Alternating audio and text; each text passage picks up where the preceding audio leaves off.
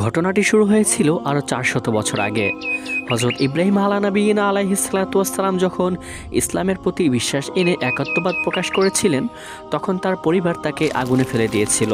কিন্তু মহান আল্লাহ রব্বুল আলমিনের রহমত ও কুদরতের বরকতে আগুন তার কোনো ক্ষতি করতে পারেনি। জ্বলন্ত আগুন তার জন্য জান্নাতের বিছানা হয়ে গিয়েছিল। তখন তিনি অবস্থান করছিলেন ইরাকের উর নগরীতে, যেখানে তার শৈশব ও কৈশোরকাল কেটেছিল। সেই যুগে ইরাকের ওই অঞ্চলটি নমরুদের শাসনে ছিল, যেখানকার মানুষ সূর্য ও মূর্তি পূজা করত। ইব্রাহিম আলাইহিসসালাম সেই আগুন থেকে পরিত্রাণ পাওয়ার পরে মহান আল্লাহ রাব্বুল আলামিনের আদেশক্রমে তিনি সেই ইরাক নগরীতেই উত্তরাঞ্চলে হর্ন শহরে যাত্রা শুরু করেন। কিছুদিন তিনি সেই উত্তরাঞ্চলে হর্ন শহরেই অবস্থান করেন এবং দাওয়াতের কার্যক্রম চালু রাখেন।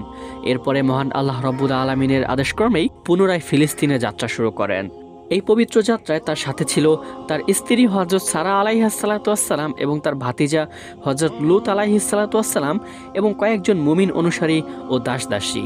ফিলিস্তিনের পবিত্র মাটিতে পা রেখেই ইব্রাহিম আলাইহিসসালাম সর্বপ্রথম হাত তুলে মহান আল্লাহ রাব্বুল আলামিনের নিকটে প্রার্থনা করতে লাগলেন এবং বলতে লাগলেন, হে মহান আল্লাহ রাব্বুল আলামিন, এই ফিলিস্তিনের মাটিতে আমাদের কোনো স্বার্থ নেই এবং আমাদের কোনো সম্বলও নেই। আপনি আমাদের একমাত্র স্বার্থ এবং সম্বল, এবং আপনার আদেশক্রমে আমরা ফিলিস্তিনে এসেছি। সুতরাং আপনি আমাদের পথ প্রদর্শন করুন এবং আমাদের সহায় হন।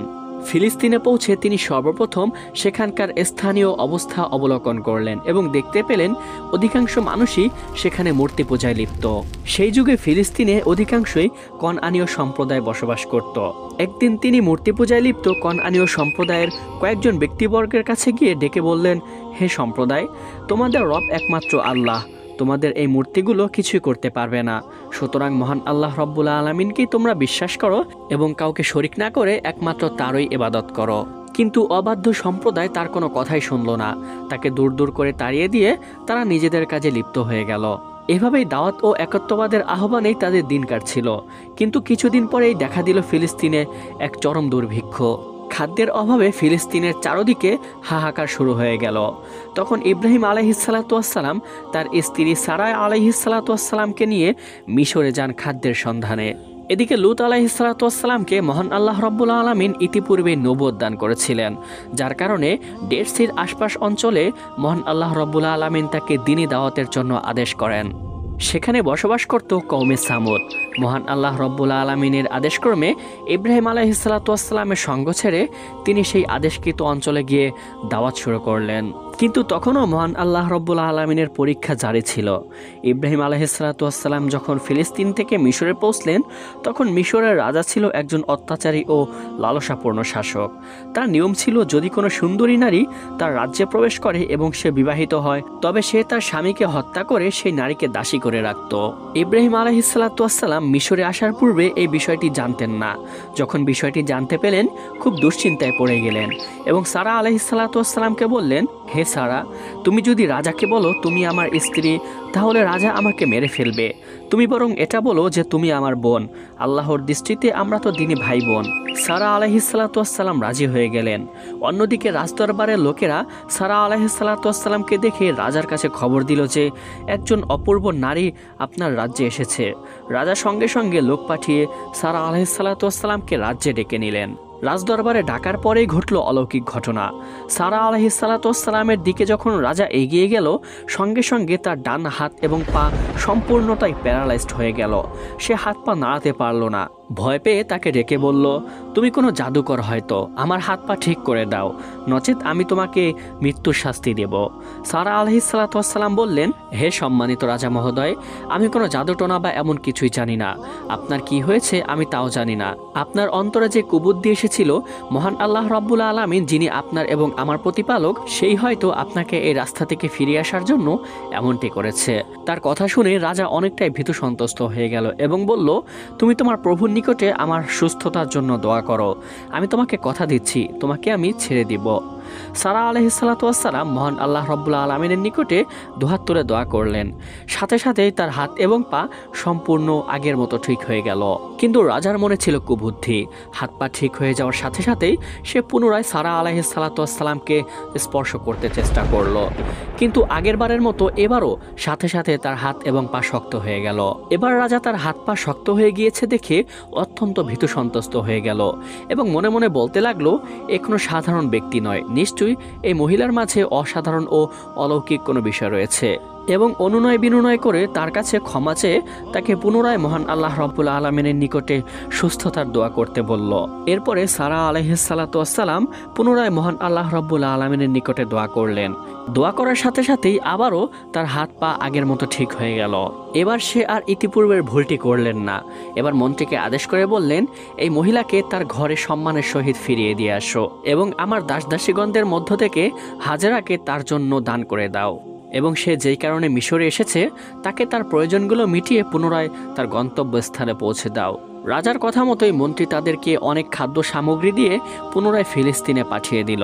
ফিলিস্তিনে আসার পরে আগের মতোই দাওয়াত ও একত্ববাদের আহ্বানেই ইব্রাহিম আলাইহিসসালামের দিন কাটছিল। সেই সময়ও সারা আলাইহিসসালাম নিঃসন্তান ছিলেন এবং ইব্রাহিম আলাইহিসসালামের বয়সও অনেকটা বেড়ে গিয়েছিল। এত বয়স হয়ে গেল আর কোনো সন্তান হলো না দেখে সারা আলাইহিসসালাম নিজের দাসী হাজেরা আলাইহিসসালামকে ইব্রাহিম নবীর সাথে বিয়ে দেন, যাতে তাদের মাধ্যমে সন্তান লাভ হয়। এভাবেই মহান আল্লাহ রব্বুল আলমিনের হুকুমে হাজেরা আলাইহিসসালামের গর্ভে হজরত ইসমাইল আলাইহিসসালামের জন্ম হলো। এভাবেই দিন কাটছিল। কিন্তু ইব্রাহিম আলাইহিসসালাম দেখতে পেলেন সারা আলাইহিসসালাম অনেকটাই মন ক্ষুণ্ণ করে বসে থাকত। শত হলেও স্বামীর ভালোবাসা তাকে ভাগ করতে হচ্ছে। তিনি দুশ্চিন্তায় পড়ে গেলেন এবং মহান আল্লাহ রব্বুল আলমিনের নিকটে প্রার্থনা করলেন। অতঃপর মহান আল্লাহ রব্বুল আলমিন হজরত ইসমাইল আলাইহিসসালাম এবং তার মা হাজেরাকে মক্কা মুআজ্জমায় নিয়ে যেতে বললেন। ইব্রাহিম আলাইহিসসালাম মহান আল্লাহ রব্বুল আলমিনের আদেশক্রমে তাদেরকে বিশাল এক মরুভূমিতে রেখে আসলেন, যা বর্তমানে মক্কা নামে পরিচিত। সেখানে তখন কোনো মানুষ ছিল না, কোনো পানির ব্যবস্থাও ছিল না, আশেপাশে কোনো ছায়াদার বস্তুও ছিল না। আল্লাহর আদেশক্রমে তিনি মা ও সন্তানকে সেখানে রেখে আসলেন। হাজেরা আলাইহিসসালাম সে আসার সময় বিস্ময় মুখে তাকে জিজ্ঞাসা করলেন, হে ইব্রাহিম, আমাদের এই নির্জন মরুভূমিতে রেখে যাচ্ছেন? তিনি কোনো উত্তর না দিয়ে ফিরে যাচ্ছিলেন। তখন হাজেরা আলাইহিসসালাম বললেন, আল্লাহ কি আপনাকে এই আদেশ দিয়েছেন? ইব্রাহিম আলাইহিসসালাম মাথা নাড়া দিয়ে বললেন, হ্যাঁ। তখন হাজেরা আলাইহিসসালাম তার দৃঢ়তার সঙ্গে বললেন, তাহলে তিনি আমাদের আর হারাবেন না। সেখানেই শুরু হয় জমজম কূপের অলৌকিক ইতিহাস, সাফা মারওয়ার মাঝে দৌড়ানো এবং মক্কার ইতিহাসের সূচনা। মা ও সন্তানের সেই মরুভূমিতে অনেক কষ্টে দিন কাটছিল, তাদের কষ্টের শেষ ছিল না। অন্যদিকে ইব্রাহিম আলাইহিসসালাম তাদেরকে সেখানে রেখে তিনি ফিলিস্তিনে ফিরে আসলেন, কারণ সেটি মহান আল্লাহ রব্বুল আলমিনের হুকুম ছিল। তাদেরকে নির্জন ও জনশূন্য স্থানে রেখে আসার সময় ইব্রাহিম আলাইহিসসালাম একটি থলিতে কিছু খেজুর এবং একটি মশকতে কিছু পানি রেখে এসেছিলেন। হাজেরা আলাইহিসসালাম পুত্র সন্তানকে স্বীয় স্তনের দুধ পান করাতেন এবং নিজে সেই পানীয় এবং খেজুর খেতেন। খেজুরের পরিমাণ এতটাও বেশি ছিল না। এক পর্যায়ে যখন খেজুর শেষ হয়ে গিয়েছিল তখন হাজেরা আলাইহিসসালাম খাবারের কিছু পাচ্ছিলেন না, যার কারণে স্তনে তেমন দুধও আসছিল না। শিশু ইসমাইলের ক্ষুধার আর্তনাদ তিনি আর সহ্য করতে পারছিলেন না। তিনি ছুটে গেলেন খাবারের সন্ধানে। সামান্য খাবার ও পানীয় পাবে এই আশাতে তিনি সাফা ও মারওয়া পাহাড়ের মাঝে দৌড়াতে লাগলেন। সেই ইতিহাসের কারণে আজও হাজিরা সাফা এবং মারওয়ার মাঝে সাই তথা দৌড়াতে থাকে। এদিকে শিশু ছেলে ইসমাইলের ক্ষুধার আর্তনাদ ক্রমশ বেড়ে উঠেছিল। কান্নার বেগে মনে হচ্ছিল আরশ কেঁপে উঠবে। মহান আল্লাহ রব্বুল আলমিনের রহমতে তার পায়ের গোড়ালির ঘর্ষণের স্থানে একটি নহর জারি হয়ে যায়। হাজেরা আলাইহিসসালাম পানির শব্দ শুনে এক দৌড়ে তিনি সেখানে চলে আসলেন। এসে দেখতে পেলেন অদ্ভুতভাবে মরুভূমি থেকে পানি উত্তোলন হচ্ছে, কিন্তু তার উৎস কোথাও খুঁজে পাওয়া যাচ্ছে না এবং পানি ক্রমশ উঠেই চলেছে। তাই হাজেরা আলাইহিসসালাম হাত দিয়েই সেই নহরটির চারপাশ দিয়ে একটি বাঁধ তৈরি করেন এবং প্রথমত হাতের কোষ দিয়ে তার মশকটি ভরে নিলেন। হাদিসের বর্ণনায় পাওয়া যায়, তিনি যদি বাঁধ তৈরি না করতেন অথবা কোষ দিয়ে পানি ভর্তি না করতেন তাহলে জমজম এটি কূপ হতো না, এটি প্রবাহমান ঝর্ণায় পরিণত হয়ে যেত। এখান থেকেই জমজম কূপের সূচনা হয়। এর কিছুদিন পরেরই ঘটনা। ইব্রাহিম আলাইহিসসালাম রাতে ঘুমিয়ে আছেন। হঠাৎ করে তিনি একটি স্বপ্ন দেখতে পেলেন, যেটি দেখার জন্য তিনি প্রস্তুত ছিলেন না। তিনি দেখতে পেলেন তিনি তার প্রিয় সন্তান ইসমাইলকে জবেহ করছেন, যাকে তিনি অত্যন্ত ভালোবাসতেন। তিনি ঘুম থেকে উঠে বিস্মিত হয়ে গেলেন, ভাবতে লাগলেন এটা কি সত্যি। তিনি আবার ঘুমিয়ে পড়লেন, আবারও সেই একই স্বপ্ন দেখতে পেলেন। এবার তিনি নিশ্চিন্ত হয়ে গেলেন, এটা কোনো সাধারণ স্বপ্ন ছিল না, এটা নিশ্চয়ই মহান আল্লাহ রাব্বুল আলামিনের পক্ষ থেকে একটি আদেশ ছিল। কিন্তু তিনি তার প্রিয় সন্তানকে কিভাবে কোরবানি করবেন? যাই হোক, শত হলেও মহান আল্লাহ রাব্বুল আলামিনের পক্ষ থেকে প্রেরিত একটি আদেশ। তিনি প্রস্তুত হয়ে গেলেন এবং অতি দ্রুত মক্কার উদ্দেশ্যে রওনা দিলেন। মক্কায় পৌঁছানোর পর কিশোর ছেলে ইব্রাহিম আলাইহিসসালামকে চিনতে পারছিলেন না। তখন তিনি তার মাকে জিজ্ঞাসা করলে তার মা পরিচয় দিলেন। এরপরে ইব্রাহিম আলাইহিসসালাম তার কিশোর ছেলে ইসমাইলকে ডেকে বললেন, বেটা, আমি একটি স্বপ্ন দেখেছি যেখানে আমি তোমাকে জবেহ করছিলাম, তুমি এখন এই ব্যাপারে কি বলো? ইসমাইল আলাইহিসসালাম মাথা নিচু করে শান্তভাবে বললেন, বাবা, আপনি যা আদেশ পেয়েছেন তা করে ফেলুন। ইনশা আল্লাহ তাআলা আপনি আমাকে ধৈর্যশীলদের একজন হিসেবে পাবেন। এই ছোট্ট ছেলের এমন মনোবল ও ঈমান শুনে ইব্রাহিম আলাইহিসসালামের চোখে পানি চলে আসে। দুজনে একসাথে রওনা হলেন পাহাড়ের দিকে, যেখানে কোরবানি করার প্রস্তুতি ছিল। পথিমধ্যে শয়তান এসে চেষ্টা করছিল ইব্রাহিম আলাইহিসসালাম ও ইসমাইল আলাইহিসসালামকে ভুল পথে নেওয়ার জন্য। 3 বার ইব্রাহিম আলাইহিসসালাম শয়তানকে পাথর ছুঁড়ে মারলেন এবং তাকে তাড়িয়ে দিলেন, এবং সেই স্মৃতিতেই আজও শয়তানকে কঙ্কর নিক্ষেপ করা হয়। নির্জন একটি পাহাড়ে পৌঁছে ইব্রাহিম আলাইহিসসালাম তার ছেলেকে মাটিতে শুইয়ে দিলেন। ছেলের কপাল মাটিতে, যেন বাবার চোখ ছেলের মুখ না দেখে। তিনি ছুরি হাতে নিলেন এবং মহান আল্লাহ রাব্বুল আলামিনের আদেশ পালন করার জন্য ছুরিটি চালিয়ে দিলেন। কিন্তু আশ্চর্য, ছুরি কাজ করছে না। এত ধারালো ছুরি, তাও আবার এত শক্ত হাতে চালানো, কিন্তু ছেলেকে আঘাত করছে না। ইব্রাহিম আলাইহিসসালাম হাজার চেষ্টা চালাচ্ছেন, কিন্তু তাও ছুরি তার কোনো ক্ষতি করছে না। ঠিক তখনই আকাশ থেকে আল্লাহর আহ্বান আসে, হে ইব্রাহিম, তুমি তো তোমার স্বপ্নকে সত্যে পরিণত করেছ, আমি নেককারদের প্রতিদান এমনিভাবেই দেই। এবং পাশাপাশি আল্লাহর পক্ষ থেকে একটি বড় ভেড়া আকাশ থেকে এসে তার সামনে পড়ে, আর ইসমাইল আলাইহিসসালাম বেঁচে যান এবং ইব্রাহিম আলাইহিসসালাম সে ভেড়াটিকে কোরবানি করেন, এবং সেখান থেকে আজও সেই কোরবানির প্রচলন আমাদের মুসলিমদের মধ্যে রয়েছে। এই সময় হযরত ইব্রাহিম আলাইহিসসালাম অতি বৃদ্ধ। সারা আলাইহিসসালামের বয়সের কারণে সন্তান ধারণেরও অক্ষম ছিলেন। এর কিছুদিন পরেরই ঘটনা, তারা উভয়ই ঘরে অবস্থান করছিলেন। এমন অবস্থায় 3 জন ফেরেশতা তাদের বাড়িতে আসলেন, যাদের ভিতরে একজন ছিলেন জিব্রাইল আলাইহিসসালাম। তারা 3 জনেই এসেছিলেন মানব আকৃতিতে। তারা এসে সর্বপ্রথম ইব্রাহিম আলাইহিসসালামকে সালাম করলেন। ইব্রাহিম আলাইহিসসালাম তাদেরকে আপ্যায়ন করার জন্য একটি গরুর বাছুর ভুনা করে তাদের সামনে এনে রাখলেন, কিন্তু ফেরেশতারা তা খেলেন না। এটা দেখে ইব্রাহিম আলাইহিসসালাম কিছু আশঙ্কা করলেন, কারণ সেই যুগের রীতি ছিল কোনো শত্রু যদি কারো ঘরে আসতো, তারা সেই ঘর থেকে কিছুই পানাহার করতো না। তখন ইব্রাহিম আলাইহিসসালাম তাদেরকে জিজ্ঞাসা করলেন, তোমরা কে এবং কেনই বা এসেছো? তারা উত্তর দিল, আমরা মহান আল্লাহ রাব্বুল আলামিনের পক্ষ থেকে এসেছি এবং আপনার জন্য আপনার একজন পুত্র সন্তানের সুসংবাদ নিয়ে এসেছি। এদিকে সারা আলাইহিসসালাম পর্দার আড়াল থেকে তাদের কথা শুনছিলেন। তাদের কথা শুনে তিনি বিস্মিত হয়ে হাসলেন এবং বিস্ময় মুখে গালে হাত দিয়ে বললেন, আহা, আমি তো এক বৃদ্ধা নারী, আমার স্বামীও বৃদ্ধ, আমাদের আবার সন্তান হবে? এরপর ফেরেশতারা বললেন, এটাই আল্লাহর আদেশ এবং তিনি যা চান তাই করেন। ইব্রাহিম আলাইহিসসালাম ফেরেশতাদের মুখে মলিনতা দেখতে পেলেন, তাই তিনি তাদেরকে জিজ্ঞাসা করলেন, হে আল্লাহর ফেরেশতাগণ, আপনাদেরকে মহান আল্লাহ রাব্বুল আলামিন অন্য কিছু উদ্দেশ্যে পাঠিয়েছেন? ফেরেশতারা তার কথায় উত্তর দিল, হে ইব্রাহিম খলিলুল্লাহ, মহান আল্লাহ রাব্বুল আলামিন আমাদেরকে কওমে সামুদ তথা লূত আলাইহিসসালামের সম্প্রদায়কে ধ্বংস করে ফেলার আদেশ দিয়ে পাঠিয়েছেন। ইব্রাহিম আলাইহিসসালাম তাদের হয়ে মহান আল্লাহ রাব্বুল আলামিনের নিকটে ক্ষমা চাইলেন এবং অনুরোধ করলেন তাদের মাফ করে দিতে। কিন্তু ফেরেশতারা উত্তর দিলেন, হে আল্লাহর বান্দা, মহান আল্লাহ রাব্বুল আলামিন তাদের প্রতি অতি রাগান্বিত হয়ে গিয়েছেন, কারণ তারা সীমা ছাড়িয়ে গিয়েছে, সুতরাং তাদের জন্য শাস্তি অনিবার্য। লূত আলাইহিসসালামের জাতি তথা কওমে সামুদ ছিল হোমসেক্সুয়ালিটিতে আসক্ত তথা পুরুষে পুরুষে কামাচার, যা ইতিপূর্বে কোনো জাতি এই বিষয়টি প্রকাশ করেনি। ইব্রাহিম আলাইহিসসালামের নিকটে সেই 3 জন ফেরেশতা পূর্বাভাস দিয়ে লূত আলাইহিসসালামের বাড়িতে গেলেন এবং তারা 3 জন তরুণের রূপ ধারণ করলেন। লূত আলাইহিসসালাম তাদের দেখে ভয় পেয়ে যান, কারণ তিনি জানতেন তার জাতি কী করতে পারে। তিনি যেমনটি ভেবেছিলেন ঠিক তেমনটি হলো। শহরের লোকেরা হুমড়ি খেয়ে পড়ল তার দরজার উপর এবং লূত আলাইহিসসালামকে ডেকে বললেন, হে লূত, আমাদের কাছে তোমার মেহমানদেরকে বের করে দাও, আমরা তাদেরকে চাই। লূত আলাইহিসসালাম কেঁদে দিলেন এবং বললেন, তোমাদের জন্য আমার কন্যা রয়েছে, যদি তোমরা সৎ পথ অবলম্বন করো। লোকেরা উত্তর দিল, লূত, তুমি তো জানোই আমরা তোমার মেয়েকে চাই না, আমরা তো পুরুষেই আগ্রহী। ঠিক তখনই ফেরেশতারা বললেন, হে লূত, আপনি ভয় পাবেন না, আমরা মহান আল্লাহ রব্বুল আলামিনের পক্ষ থেকে এসেছি।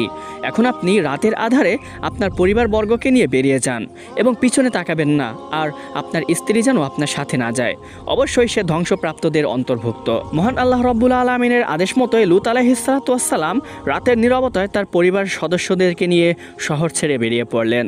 তার চোখে পানি, মনে ব্যথা। এই শহরেই ছিল তার সমস্ত স্মৃতি, এই শহরেই ছিল তার দাওয়াত ও তার লড়াই। সকালে সূর্য ওঠার আগেই ঘটল সেই ভয়ঙ্কর ঘটনা। ফেরেশতা জিবরাইল আলাইহিসসালাতু ওয়াসসালাম তার ডান পাখা দিয়ে গোটা শহরটিকে উপরে আকাশে তুললেন। সেখানে মানুষ, ঘরবাড়ি সব কিছুই ছিল। তারপর উল্টে ফেলে দিলেন তা মাটিতে। সাথে সাথে আকাশ থেকে নেমে এলো আগুনের পাথর বৃষ্টি। প্রতিটি পাথর ছিল একজন নির্দিষ্ট ব্যক্তির নামে চিহ্নিত। আল্লাহর গজব নেমে এলো। শহরটি রূপান্তরিত হলো একটি ধ্বংসস্তূপে, যে শহরটি একসময় সবুজ শ্যামল ছিল। এই ঘটনাটির পরে সেই তিনজন ফেরেশতার সুসংবাদ মতে হযরত ইসহাক আলাইহিসসালাতু ওয়াসসালামের জন্মলাভ হয়। তার জন্মের গল্পে ছিল অলৌকিক ঘটনার ছোঁয়া। তখন ইব্রাহিম আলাইহিসসালাতু ওয়াসসালাম প্রায় 100 বছরের কাছাকাছি বয়সে পৌঁছে গিয়েছিলেন এবং সারা আলাইহিসসালাতু ওয়াসসালামও অত্যন্ত বৃদ্ধা হয়ে গিয়েছিলেন। ইসহাক আলাইহিসসালাতু ওয়াসসালাম বড় হতে লাগলেন এবং তার পিতার থেকে সৎ ও সাহসিকতা এবং নিষ্ঠার গুণে গুণান্বিত হতে লাগলেন। ইব্রাহিম আলাইহিসসালাতু ওয়াসসালামের উপরে এক মহান ও কঠিন পরীক্ষা অতিবাহিত হওয়ার বেশ কিছুদিন পরের ঘটনা। শিশু ছেলে ইসমাইল এবং বিবি হাজরাকে যেখানে রেখে এসেছিলেন সেখান দিয়েই একদিন অতিক্রম করছিলেন জমহুর গোত্রের কিছু ব্যক্তিবর্গ। তারা দেখতে পেল নির্জন মরুভূমিতে এক ঝাঁক পাখি আনাগোনা করছে। তারা বুঝতে পারল নিশ্চয়ই সেখানে পানি বা কোনো খাদ্যের ব্যবস্থা রয়েছে। তারা সেখানে পানির সন্ধানে গেলে সেখানে শিশু ছেলে ইসমাইল এবং বিবি হাজরা দেখা পায়।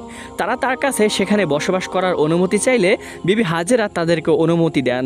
অতঃপর সেখানেই আস্তে আস্তে একটি জনশূন্য স্থান থেকে ভরপুর জনপদ এলাকায় পরিণত হয়ে যায়। শিশু ছেলে ইসমাইল তাদের সাথেই বড় হতে থাকে। শৈশব কৈশোরকাল কেটে যখন সে যৌবনে উপনীত হলো তখন তারা তাদেরই জমহুর গোত্রের একটি মেয়েকে তার সাথে বিবাহ দেয়। অন্যদিকে যখন ইসহাক আলাইহিসসালাতু ওয়াসসালাম বড় হলেন তখন তার পিতা ইব্রাহিম আলাইহিসসালাতু ওয়াসসালাম চাইলেন তার জন্য একজন ধর্মপরায়ণ নেক স্বভাবের স্ত্রী নির্বাচন করতে। কিন্তু তারা তখন বসবাস করতেন কনাআন দেশে। সেখানের অধিবাসী ছিল মুশরিক। তাই ইব্রাহিম আলাইহিসসালাতু ওয়াসসালাম সিদ্ধান্ত নিলেন তার আত্মীয়দের মধ্য থেকে একজন মেয়ে বেছে নেবেন তার পুত্রের জন্য। তাই ইব্রাহিম আলাইহিসসালাতু ওয়াসসালাম তার বিশ্বস্ত খাদেম ইলিয়াসারকে পাঠালেন মেসোপটেমিয়ার হারান এলাকায়, যেখানে তার আত্মীয় স্বজন বসবাস করতেন। যাওয়ার আগে ইব্রাহিম আলাইহিসসালাতু ওয়াসসালাম তার খাদেমকে বলে দিয়েছিলেন, তুমি একজন মেয়ে খুঁজবে যে আল্লাহ ভীরু, সদাচারী এবং অতিথি পরায়ণ এবং সতী হবে। তিনি আরও বলেছিলেন, তুমি আমার পুত্রবউকে কনআনের মুশরিক জাতি থেকে পছন্দ করবে না। খাদেম ইলিয়াসার উঠে চড়ে রওনা হলেন এবং অবশেষে পৌঁছালেন হারান শহরে, যেখানে তিনি একটি কূপের পাশে বিশ্রাম নিচ্ছিলেন। সময়টি ছিল সন্ধ্যার দিকে। তখন মেয়েরা পানি আনতে আসছিল কূপের কাছে।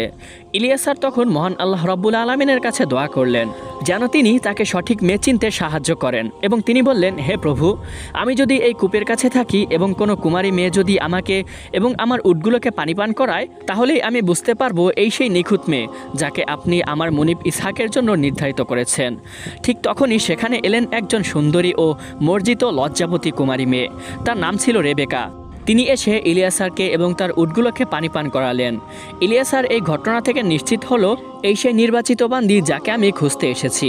পরে জানা গেল রেবেকা ছিলেন ইব্রাহিম আলাইহিসসালাতু ওয়াসসালামের ভাই নাহরের বংশধর, অর্থাৎ ইসহাক আলাইহিসসালাতু ওয়াসসালামের আত্মীয়। এরপর ইলিয়াসার তার পরিবারের কাছে অনুমতি চাইলেন এবং তার পরিবার সম্মতি দিলেন। রেবেকাও এই পবিত্র প্রস্তাবে রাজি হলেন। রেবেকাকে নিয়ে ইলিয়াসার ফিরে এলেন কনান শহরে। ইসহাক আলাইহিসসালাতু ওয়াসসালাম তখন একটি মাঠে বসে একাকিত্বভাবে ধ্যান করছিলেন এবং রেবেকাও ইসহাক আলাইহিসসালাতু ওয়াসসালামকে দেখে চাদর দিয়ে নিজের শরীরটা ঢেকে নিলেন। এটি ছিল লজ্জাবতী এবং শালীনতার প্রতীক। সেই রেবেকাকে ইব্রাহিম আলাইহিসসালাতু ওয়াসসালাম তার পুত্র ইসহাক আলাইহিসসালাতু ওয়াসসালামের সাথে বিবাহ বন্ধনে আবদ্ধ করেন। ইসহাক আলাইহিসসালাতু ওয়াসসালাম এবং তার স্ত্রী রেবেকার মধ্যে সম্পর্কটা অনেকটাই দিনী মহব্বতের ছিল। তারা খুব সুখে শান্তিতেই বসবাস করছিলেন, কিন্তু দীর্ঘদিন কেটে যাওয়া সত্ত্বেও তাদের কোনো সন্তান হচ্ছিল না। সন্তান হচ্ছে না দেখে তার স্ত্রী অনেকটাই ভেঙে পড়েছিলেন, কিন্তু মনোবল এবং বিশ্বাস মহান আল্লাহ রব্বুল আলামিনের উপরে অটুট ছিল। অবশেষে দীর্ঘ 60 বছর পার হয়ে যাওয়ার পরে তাদের ঘরে দুইজন যমজ পুত্র সন্তান জন্ম নেয়। একজনের নাম দেওয়া হয় ঈসাও এবং অন্যজনের নাম দেওয়া হয় ইয়াকুব। দুইজন পুত্র সন্তান দেখে পিতা ইসহাক আলাইহিসসালাতুয়াসসালাম যতটুকু খুশি হয়েছিলেন তার থেকে বেশি খুশি হয়েছিলেন দাদা ইব্রাহিম আলাইহিসসালাতুয়াসসালাম।